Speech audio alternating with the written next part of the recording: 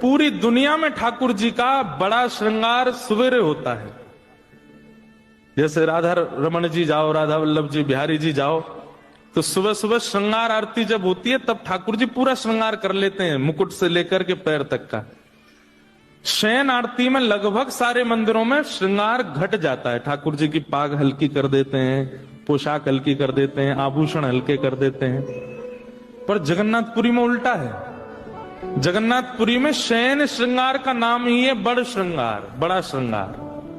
इतने पुष्प पहनते हैं ठाकुर जी, यहाँ पे आंखों पर, मुख पर, हाथ पर, सब जगह पुष्प ही पुष्प। इतना अद्भुत श्रृंगार होता है ठाकुर जी का। मैंने पूछा, मैंने कि भैया ये जगन्नाथ जी को पूरे दिन तो हल्के हल्के श्रृंगार, रात में इतना भारी श्रृंगार करके क्यों सुलाते हो? अब आपको कोई हार पहना दे, गले में बिल्कुल यहाँ पे वो पहना दे, पूरी चूड़ियां पहना दे, माताओं को गले पैरों में पाजेब पहना दे, कमर में कौंदनी, अब सो जाओ, ऐसे कौन सोता है?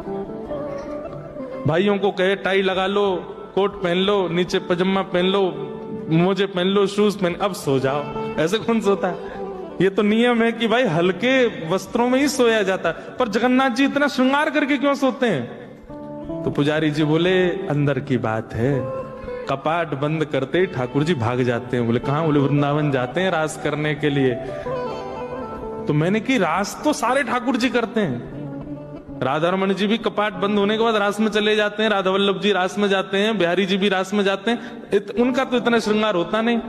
तो पुजारी जी कितनी अच्छी बात बोले, बोले कि जो जगन्नाथपुरी में ठाकुर जी है ना, वो प्रेम विगलित ठाकुर, पिघले हुए ठाकुर जी। उनके हाथ नहीं है, उनके पैर नहीं है, उनके मुख नहीं है। तो बोले राधा रमन, राधा वल्लभ, बिहारी जी आदि इन सबके तो हाथ हैं। कपाट बंद करके पुजारी गए, ये खुद ही अपने सिर कानन में कुंडल पहन लेते हैं, सिर पे मुकुट पहन लेते हैं, गले में हार पहन लेते हैं, कड़ूला पहन के, पाजेब पहन के भागते हैं रास में।